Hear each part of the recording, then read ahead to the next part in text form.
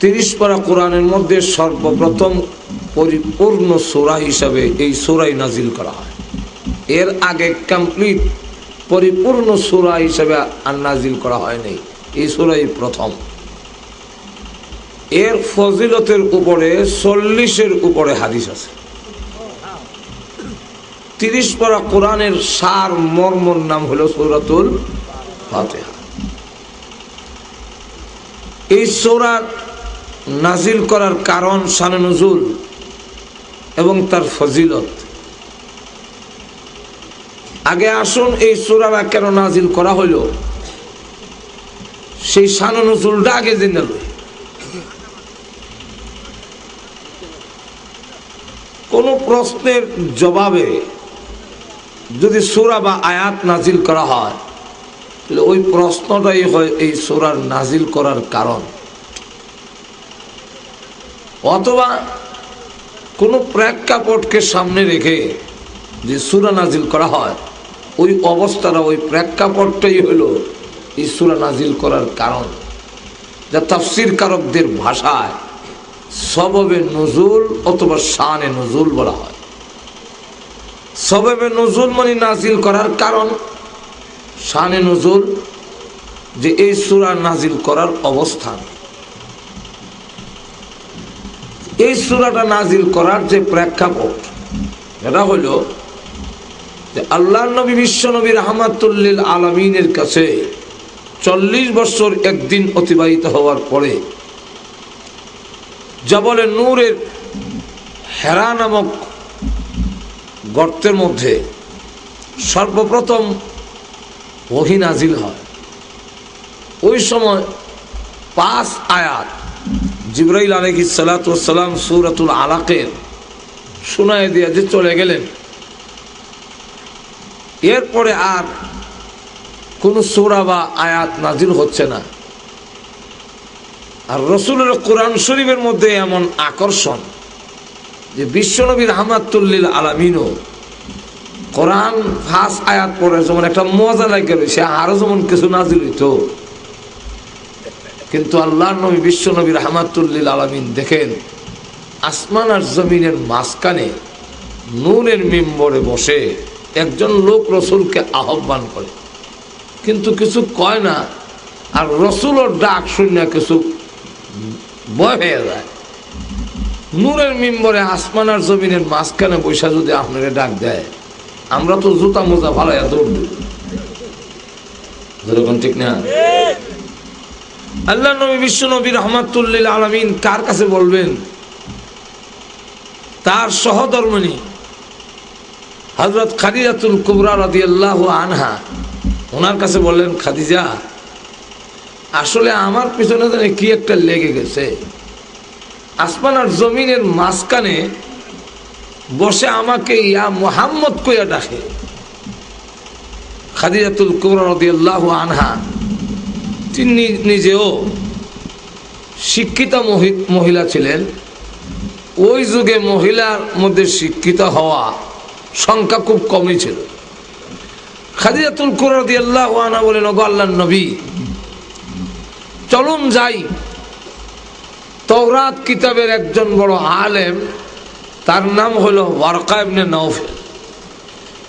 তাওরাত কিতাব ছিল ইব্রানি ভাষা, যাকে হিব্রু বলা হয় বলে। সেই হিব্রু ভাষাকে আরবিতে তিনি ট্রান্সলেট করতেন, আর ভাষা রূপান্তরিত করতেন। উনার নাম হলো ওয়ারকা ইবনে নওফল। উনার কাছে যাওয়ার পরে তিনি বললেন যে আপনাকে যখন আহ্বান করে ডাকে, আমার মনে হয় কিছু বলতে চায়। আপনি ভয় না পেয়ে জিজ্ঞাসা করেন কেন ডাক। আমার মনে হয় আল্লাহর রহমতের কোনো ফেরেশতা হবে। পরবর্তীতে আবার যখন দেখেন আসমান আর জমিনের মাঝখানে নূরের মিম্বরে বসে ডাক দেয়, ইয়া মুহাম্মদ। আল্লাহর রসুল বলেন, খালি ইয়া মুহাম্মদ কইয়া ডাকো, কিচ্ছু কইতারো না। এমনি জিবরাইল বলেন, ওগো নবী, আপনি কি ভয় পেয়ে গেছেন? আমি জিবরাইল আলাইহিস সালাম। আল্লাহ রাব্বুল আলামিন বলছেন আসমান আর জমিনের মাঝখানে নূরের মিম্বরে বসে আপনাকে একটি কমপ্লিট পরিপূর্ণ সূরা তেলাওয়াত করে শোনানোর জন্য, যার নাজিল করার অবস্থাটাই যেন বোঝা যায় যে এই সূরাটা কত গুরুত্বপূর্ণ, যে এই সূরা এইভাবে আপনাকে শোনাবো, এমন একটি সূরা আপনাকে তেলাওয়াত করে শোনাবো যার সমকক্ষ সূরা না তাওরাত কিতাবে আছে, না ইনজিলে আছে, না জবুরে আছে, না কোরআনে আছে। সবচেয়ে শ্রেষ্ঠ একখান সূরা সূরাতুল ফাতিহা তেলাওয়াত করে শোনাবো। আল্লাহ নবী বিশ্ব নবী রাহমাতুল লিল আলামিনকে তখন এই সূরাতুল ফাতিহা তেলাওয়াত করে শোনাইলেন। এই সূরার ফজিলত এত, কেউ যদি একবার সূরাতুল ফাতিহা তেলাওয়াত করে সে যেন আসমানি সকল কিতাব তেলাওয়াত করে। এই সূরাকে 3 ভাগে ভাগ করা হয়েছে। এক হাদিসে কুদসির মধ্যে আসছে যে 2 ভাগে ভাগ করা হয়েছে, বান্দা এবং আল্লাহর মধ্যে। আর কেউ কেউ বলেন যে 3 ভাগ। এক ভাগে আল্লাহর গুণকীর্তন তুলে ধরা হয়েছে, আরেক ভাগে বান্দার পরিচয় তুলে ধরা হয়েছে, আর আরেক অংশের মধ্যে বান্দার চাহিদা পেশ করা হয়েছে। এই সূরার মধ্যে যখন বান্দা সূরাতুল ফাতিহা তেলাওয়াত করে তখন সে আল্লাহর সাথে কথাবার্তা শুরু করে দেয়। হাদিসে কুদসির মধ্যে আসছে সূরাতুল ফাতিহা যখন তেলাওয়াত করে আল্লাহ তার বান্দার কথার সাথে জবাব দেয়। আলহামদুলিল্লাহি রাব্বিল আলামিন।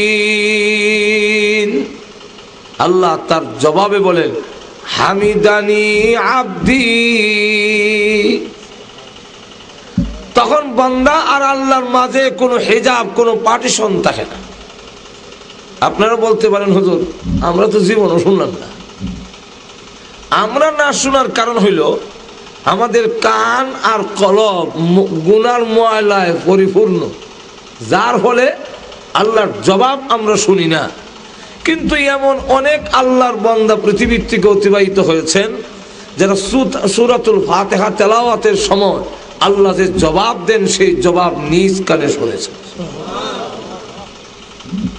যেমন এক আল্লাহর ওলি বিছনার থেকে উঠতে পারে না, বাথরুমে যাওয়ার মতো শক্তি তার নাই, উঠে বসে খাইতেও পারে না, বয়ে থাকতে পারে না, ধরে রাউন্ড লাগে। কিন্তু কোন রকমের নামাজও দাঁড় করাই দিতে পারলে আর ঘন্টার ঘন্টা কোনো অসুবিধা হয় না। খাদেম জিজ্ঞাসা করে হুজুর বাথরুমে নিজে নিজে যাইতে পারেন না, উঠে বৈশা খাইতেও পারেন না, কিন্তু নামাজে দাঁড় করে দিলে আপনার যদি ঘন্টা থাকলেও অসুবিধা হয় না, তখন পারেন কেমনে? কইরা আল্লাহর রহমত। খাদেমে জিজ্ঞাসা রহমত কি খালি নামাজের সময় খাওয়ানোর সময় তারে না? আসল রহস্য কি হুজুর আমার কাছে একটু বলেন। তোমার কাছে বলা যাবে না, না বললে আমিও আর বাথরুমও নিতাম না। আল্লাহর ওলি বলেন কারো কাছে প্রকাশ করবে না। আমি যখন নামাজে দাঁড়াই আর সূরাতুল ফাতিহা তেলাওয়াত করি, আলহামদুলিল্লাহি রাব্বিল আলামিন যখন শুরু করি, আমার আল্লাহ যে জবাব দেন হামিদানি আবদি, ওই শব্দ তখন আমি নিজ কানে শুনি। তখন আমার অবস্থা এমন হয় আমি কি আসমানে না জমিনে না মহাশূন্যে, একটুকু আমার খবর থাকে না। যেই মাত্র সূরাতুল ফাতিহা আলহামদুলিল্লাহি রাব্বিল আলামিন পড়ে আল্লাহ জবাব দেন। আবার যখন বান্দা বলে আর রহমানির রহিম, আল্লাহ তখন জবাব দেয় আসনা আলাইয়া আবদি, আমার বান্দা আমার গুণকীর্তন গেয়েছে। বান্দা যখন বলি মালিক ইয়াউমিদ্দিন, আল্লাহ জবাব দেয় মাজ্জাদানি আবদি। বান্দা যখন বলে ইয়াকা না'বুদু ওয়া ইয়াকা নাস্তাঈন, আল্লাহ জবাব দেন হাযা বাইনি ওয়া বাইনা আবদি। এটাই হলো বান্দা আর মনিবের মাঝখানের ব্যাপার। বান্দা এখন বলে ইহদিনাস সিরাতাল মুস্তাকিম সিরাতাল লাযিনা আন'আমতা আলাইহিম। আল্লাহ জবাব দেয় লাকা মা সালতা ইয়া আবদি, হে বান্দা নামাজে যা দরখাস্ত করেছো আমি আল্লাহ তোমার দরখাস্ত মঞ্জুর করে নিয়েছি। আরেক হাদিসে কুদসির মধ্যে আসছে বান্দা যখন বলে আলহামদু, সমস্ত প্রশংসা, এমনি আল্লাহ জিজ্ঞাসা করেন লিমানিল হামদু, কার প্রশংসা তুমি করো? আল্লাহ খুব ভালো করে জানেন কার প্রশংসা করবে, কিন্তু এরপরও আল্লাহ জিজ্ঞাসা করেন লিমানিল হাম, কার প্রশংসা? বান্দা যখন জবাব দেয় লিল্লাহি, আল্লাহর জন্যে, আল্লাহ নিজেই জিজ্ঞাসা করেন মানিল্লাহ, আল্লাহকে। বান্দা তখন আরো পরিষ্কার করে বলেন রাব্বিল আলামিন, তামাম জগতের পালনেওয়ালা আল্লাহ রাব্বুল আলামিনের প্রশংসা করি। আল্লাহ তখন বলেন মানির রাব্বুল আলামিন, রাব্বুল আলামিনকে। বান্দা তখন বলে আর রহমান, পরম করুণাময়। আল্লাহ বলেন মানির রহমান, রহমানকে। বান্দা তখন বলে আর রহিম, আল্লাহ জিজ্ঞাসা করেন মানির রহিম। বান্দা তখন বলে মালিক ইয়াউমিদ্দিন, বিচার দিবস প্রতিদান দিবসের মালিক যেই আল্লাহ, সেই আল্লাহর প্রশংসা করি। আল্লাহ তখন বলেন বান্দারে আনা মালিক ইয়াউমিদ্দিন, কিয়ামত দিবসের মালিক আমি আল্লাহ তোর সামনে হাজির। এই পর্যন্ত গিয়া বান্দার সাথে আল্লাহর মারিফত হাসিল।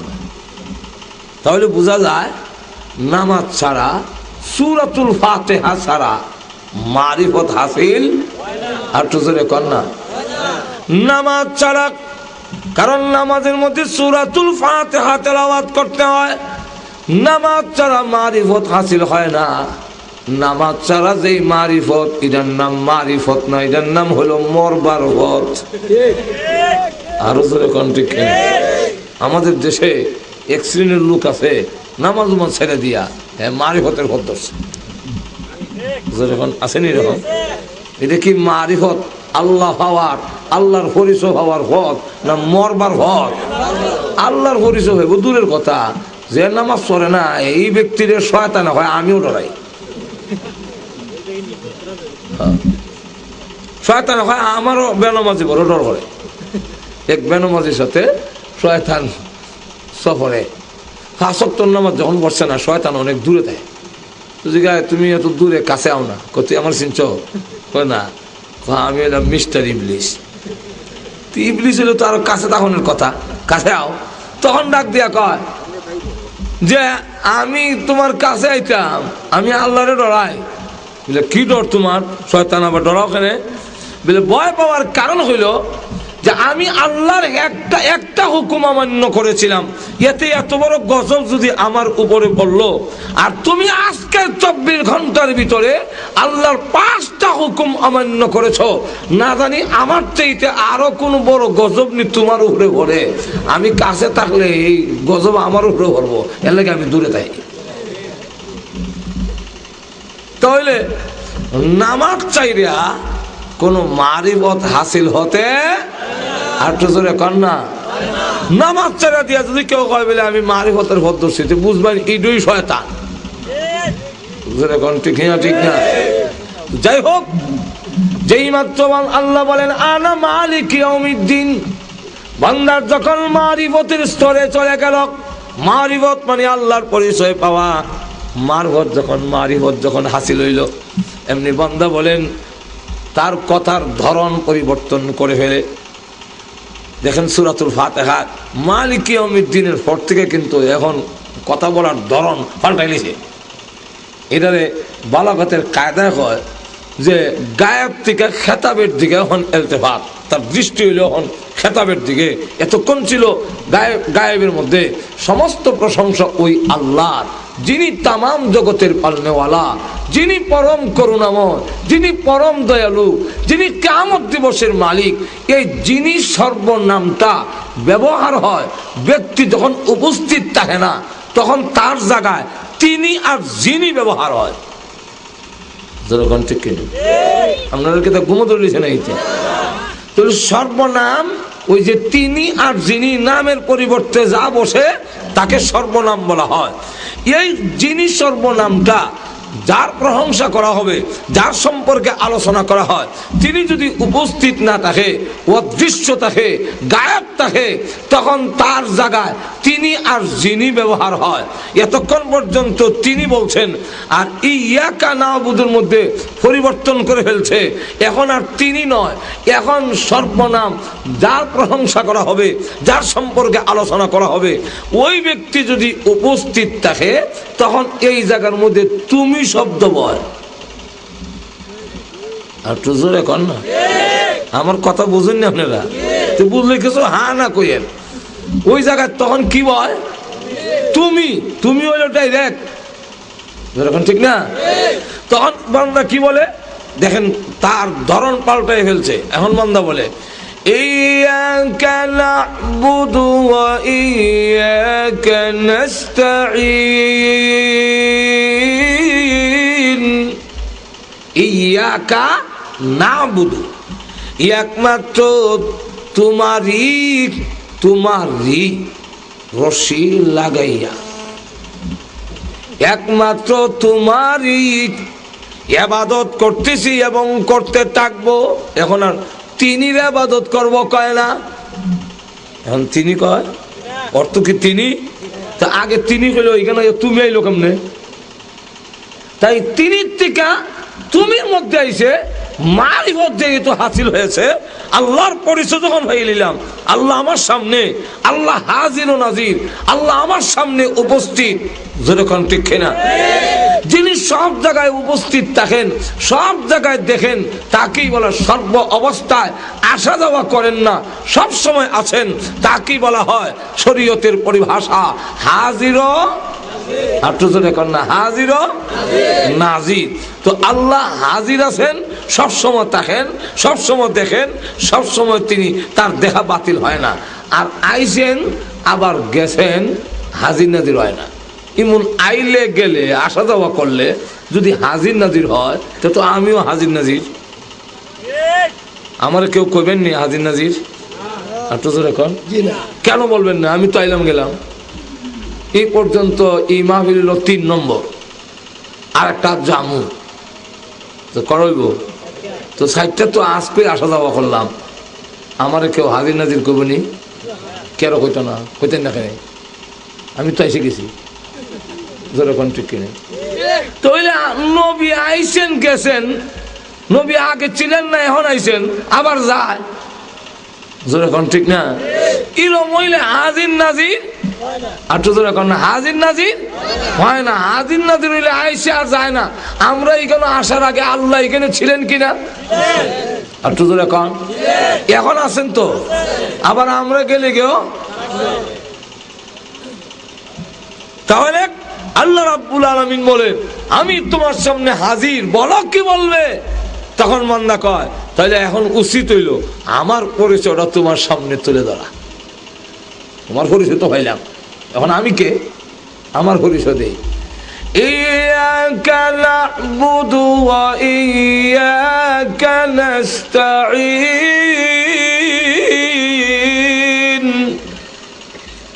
আমার পরিচয় হইল একমাত্র তোমারই ইবাদত করতেছি এবং করতে থাকবো। এই নাবুদুর মধ্যে বান্দা তার পরিচয় দিয়ে ফেলছে। কি পরিচয়? যে আমি তোমার ইবাদত করব। যে ইবাদত যে করে তার নাম গুলাম, আর যার করে তার নাম মনিব। যখন কি মনিব। তো নাবুদু ইবাদত করব, করতেছি এবং করতে থাকবো। আল্লাহ একমাত্র তোমারই ইবাদত, তোমারই গোলামি করতেছি এবং করতে থাকবো। ওয়াদায় আবদ্ধ হয়ে গেলাম এবং গোলামির জন্য উচিত যা কিছু লাগে একমাত্র মনিবের কাছে চাওয়া, আর কাছে কারো কাছে চাওয়া নয়। তাই আমি ওয়াদায় আবদ্ধ হইতেছি। ওয়া ইয়াকা নাস্তাঈন, একমাত্র তোমারই কাছে সাহায্য চাইতেছি এবং চাইতে থাকবো, আর কারো কাছে চাইব না। আল্লাহ রাব্বুল আলামিন ডাক দিয়া বলেন, রে বান্দা, মনিবের জন্য উচিত গোলামের যা লাগে তা দেওয়া। তাই আমি আল্লাহ জিজ্ঞাসা করতে চাই, মা তাস্তাইনু, তুমি কি সাহায্য চাও? বান্দা তখন ডাক দিয়ে বলে, সুযোগ তখন দিয়েছো, কি চাও? আমি চাওয়া তোমার সামনে তুলে ধরলাম, ইহদিনাস সিরাতাল মুস্তাকিম। আল্লাহ, আমাকে জান্নাতে কোন পথে যাওয়া যাবে সেই পথটি আমাকে দেখায়া দাও। জান্নাতের পথ দেখাও। ইহদিনাস সিরাতাল মুস্তাকিম। সিরাতাল মুস্তাকিম মানে সহজ সরল সিধা রাস্তা। সিরাত আরবিতে কিন্তু রাস্তার সিরাত বলা না, আরবিতে রাস্তার তারিক বলে। আবার সিরাতের এই সিফত আল্লাহ বয়ান করে দিয়েছেন, সিরাত মুস্তাকিম। মুস্তাকিম হলো সিরাতের সিফত। এখন কেমন রাস্তা? যেটা মুস্তাকিম, যে সোজা সরল পথ। তো সোজা সরল পথ যদি হয়, যে রাস্তা সিজা, তাহলে আমরা মৌলভীবাজার থেকে ঢাকার রাস্তা, এটা সিরাতে মুস্তাকিম। এই জন্য আল্লামা ইদ্রিস কান্দহলবী রাহমাতুল্লাহ আলাইহি বলেন, সিরাতে মুস্তাকিম হওয়ার জন্য 5টা জিনিস লাগে। এই 5টা না হইলে সিরাতে মুস্তাকিম হবে না। এমন রাস্তা হইতে হবে যেটা প্রশস্ত, এমন রাস্তা হইতে হবে যেটা মাঝখানে গিয়ে শেষ হইছে না, শ্রীমঙ্গল গিয়ে আরেকটা দূরে লাগছে, এরকম নয়, এক রাস্তা যেমন লাগবো। এই রাস্তার নাম হলো সিরাতে মুস্তাকিম। আল্লাহ রাব্বুল আলামিনের কাছে বলেন, আল্লাহ, সিরাতে মুস্তাকিমের অনেক ব্যাখ্যা, এর একটা ব্যাখ্যা হলো ওই রাস্তার নাম সিরাতে মুস্তাকিম যে রাস্তাটা শুরু হয়েছে পৃথিবীর থেকে, অনেক প্রশস্ত রাস্তা, লক্ষ কোটি মানুষ পরিচালিত হইল, রাস্তার কোনো অসুবিধা হইতো না। এবং যে রাস্তা মাঝখানে গিয়ে শেষ হইছে না, কবরে গিয়ে শেষ না, হাসর মাঠে গিয়ে শেষ না, একবারে জান্নাতে গিয়ে শেষ হইছে, যে রাস্তাটা চললে জান্নাতের ভিতরে পৌঁছা যাবে। আল্লাহ, সেই সিরাতে মুস্তাকিম জান্নাতে যাওয়ার রাস্তাটা তুমি আমাকে দেখিয়ে দাও। আল্লাহ তখন ডাক দিয়া বলেন, লাকা মা সাআলতা ইয়া আবদি, হে বান্দা, আমি তোমার দরখাস্ত মঞ্জুর করলাম। অর্থাৎ নামাজের সালাম পিরানোর সাথে রাতেই এই দরখাস্ত মঞ্জুর হয়ে গেল।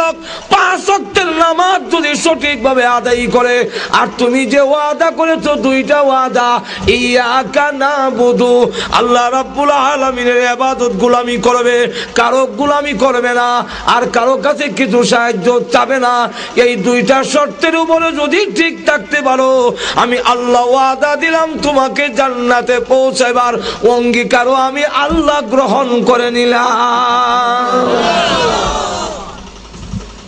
এখন প্রশ্ন হয়, 2টা প্রশ্নের জবাব দিতে অসুবিধা হইতেছে না আপনাদের? আর তো এখন 1 নম্বর হইল যে আল্লাহ তার বান্দা যখন বলছেন আলহামদু, সমস্ত প্রশংসা অতীতে বর্তমানে ভবিষ্যতে যা প্রশংসা আসা, তাফসীরে মুজিবুল কোরআনে শাহ আব্দুল কাদের রাহমাতুল্লাহ আলাইহি লেখেন, এখানে আলহামদু দিয়ে হইল অতীতে যা প্রশংসা হয়েছে, বর্তমানে যা হচ্ছে, ভবিষ্যতে যা প্রশংসা হবে, সব। এই কথা বলতেও আল্লাহ খুব ভালো করে আমার মনের খবর জানে যে আমি কার প্রশংসা করব। আপনারা এখন জানেননি? আপনারা এখন জানেননি না? আল্লাহ জানেন আমার মনের খবর? আপনারা এখন জানেননি? তো আলহামদু বলার পরও তুই আল্লাহ পরিচয় কইতে আসিল, আনা, আমি আল্লাহ। তো আল্লাহ রাব্বুল আলামিন আলহামদুলিল্লাহ বলার পরেও তার বান্দারে তখনও পরিচয় দেয় না। মালিক ইয়াউমিদ্দিনের মধ্যে গিয়া কয় আনা মালিক ইয়াউমিদ্দিন, অত পরে গিয়ে পরিচয় দিল কেন? এর আগে কেন পরিচয় দেওয়া হলো না? এটার জবাব লেখছেন, এর কারণ হইল, এর কারণটা হইল, এটা বুঝতে হইলে একটা এক্সাম্পল বুঝতে হবে, তো এই বোঝাটা খুব সহজ হয়ে যাবে। কইতাম নি? মা তার রুমের লাইটটা অফ করে শুয়ে রয়েছে, আর তার ছেলে কালু পাশের রুমের সাথে দাদার সাথে গল্প করতাম। হঠাৎ করে আবার মার কাছে আইবের লেগে মনে হয়েছে, দৌড় যাইছে রুম, আয় দেখে অন্ধকার, মা দেখা যায় না। আরো আলোর থেকে অন্ধকার আইলে বেশি অন্ধকার লাগে, কিছু দেখা যায় না। এমনি সে ডাক দেখ, আম্মু আম্মু বলতেই মা কি বুঝছে না এই ডাকটা কার? আর একটু জোরে বলেন। মা এই সময় হয় কে রে? হ্যাঁ পরিচয় দেয়, আমি কালু। মা কয় তখনও কি মা চিনছে না তার কালু রে? আর একটু জোরে কন। কালুকে এমন সময় কয় আমি লালুর ছেলে, বাপের নাম কইছে। তখনও কি মা চিনছে না এটাকে? এমন সময় কয় কালুকে, লালুকে। হ্যাঁ কয় আমি ডাক দিলাম, আম্মু ছিল না, কালু কইলাম ছিল না, বাপের নামও কইলাম ছিল না। এমনি সে হয় আর তো পরিচয় দেওয়ানের কোনো পথ আমার নাই। অসহায় হইয়া কান্না দেয়। হ্যাঁ এমনি মার দয়া মায়া বাড়ে না কমে? একটু ধরে কন। দৌড় দেয়া গিয়া টান দিয়া হেরে কুলো লইয়া আদর কইরা সুমা দিয়া মায়া দিয়া হুঙ্গা দিয়া এরপর মা কয় এই যে আমি তোমার আম্মু, আনা আমি। এমন সময় কালো কয় তাহলে আমি যে সময় আম্মু ডাক দিছিলাম আপনি পরিচয় দিলেন না কেন লেগে? কালু কইলাম পরিচয় দিলেন না, লালু কইলাম তখনও পরিচয় দিলেন না। মা তখন ডাক দিয়া কয় আমি যদি প্রথমেই পরিচয় দিলাইতাম তাহলে তুমি আমার কুলে উঠতে পারতে না, আদর উঙ্গা সুমা মাইয়া এগুলোর থেকে তুমি বঞ্চিত হইতে। আম্মু এই ছিলেছ না ওইখানে ঘুমা না দূরে শেষ, মায়া হইতো না।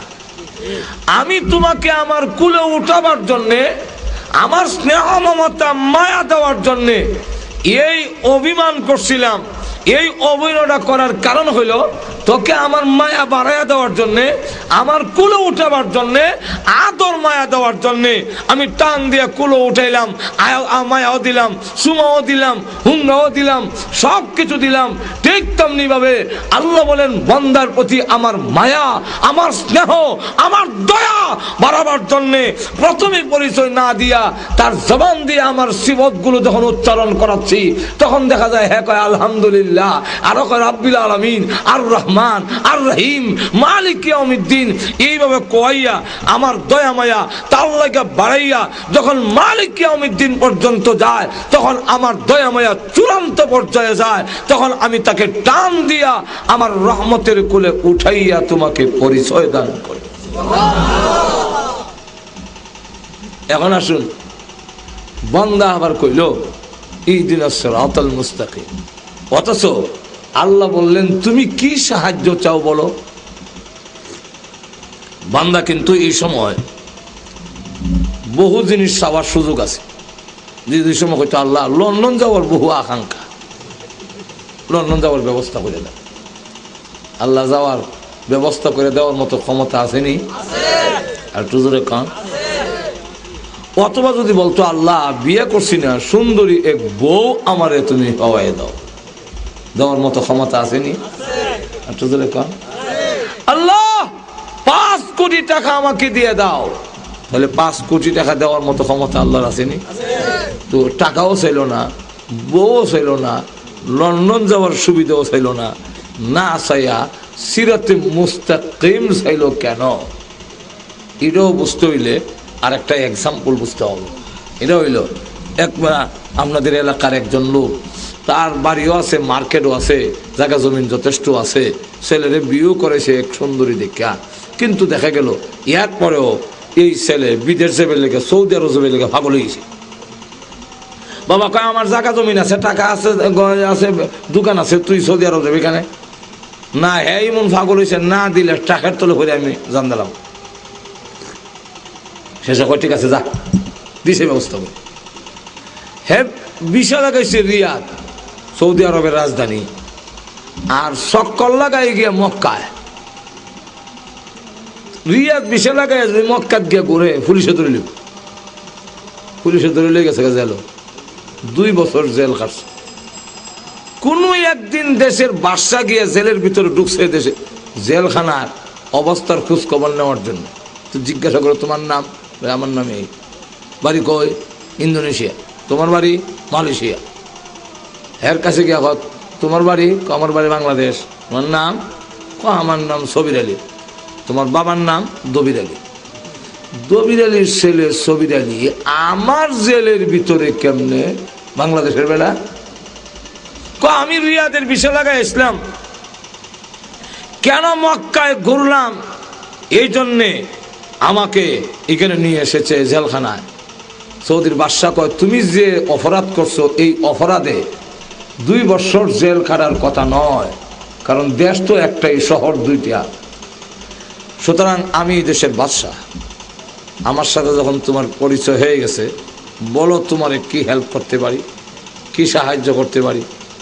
এমন সময় সে উঠটা কয়, আমার সুজা ফটটা দেখাই দেন, মৌলভীবাজারে রাখা কেমনে যাইতাম।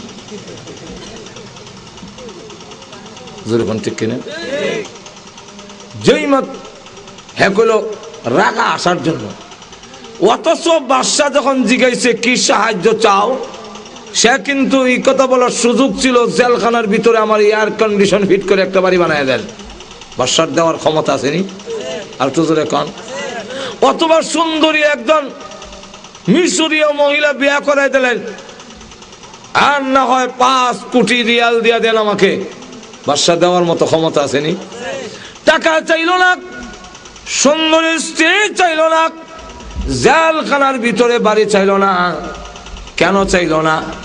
যে আমার বাবার বাড়িতে জায়গা জমিন আছে, দোকান আছে, ঘর আছে, বউ আছে। আপনার এই জেলখানার ভিতরে বন্দি জিন্দিগির ভিতরে আমার ওইগুলা দরকার নাই। বাড়িতে গেলে আমি মুক্ত জিন্দিগি পাবো, স্বাধীন জিন্দিগি পাবো। সুতরাং সেখানে যাওয়ার সুযোগ আমাকে দিয়ে দিন। ঠিক তেমনি ভাবে বান্দা কেন জান্নাতে যাওয়ার জন্য সুযোগ চাইল? আল্লাহ, আমার আসল বাবার বাড়ি হলো জান্নাতে, জান্নাত থেকে দুনিয়াতে এসেছি। ও খুদা, এই দুনিয়ার জেলখানার ভিতরে আল্লাহর নবী বিশ্ব নবী রাহমাতুল লিল আলামিন বলেছেন, আদ-দুনিয়া সিজনুল মুমিন। এই দুনিয়াটা মুমিনের জন্য জেলখানা। জেলখানার জিন্দেগিতে আমি কিছু চাই না। আল্লাহ সুন্দরী স্ত্রী চাই না, বাড়িঘর চাই না। জান্নাতের ভিতরে হুর ও গিলমান আমার জন্য অপেক্ষায় আছে, সেখানে বালাখানা আছে। সেই জান্নাতের ভিতরে গেলে পরে স্বাধীন জিন্দেগি পাওয়া যাবে, আর কোনো নিষেধ থাকবে না। দুনিয়াতে দেখা যায় এটা খাইও না, ওইটা খাইও, ইরাত দৈর না, ইরাত দৈর, এমন কিছু নিষেধাজ্ঞা আসেনি না নাই? আরো জোরে কন। মুমিনের জন্য এই পৃথিবীটা জেলখানার মতো। জেলখানার ভিতরে থেকে থেকেই আল্লাহ এটা নিষিদ্ধ, ওইটা নিষিদ্ধ। আর বেহেশতের ভিতরে আর কোনো নিষিদ্ধ নাই। যা ইচ্ছা তা খাও, যেখানে মনে চায় সেখানে যাও। তোমাকে সেই স্বাধীনতা দেওয়া হলো, মুক্ত জিন্দিগি দেওয়া হবে। আমাকে আল্লাহ তাই তোমার দরবারে আমার দরখাস্ত, মেহেরবানি করে জান্নাত পর্যন্ত পৌঁছার রাস্তাটা দেখায়া দাও।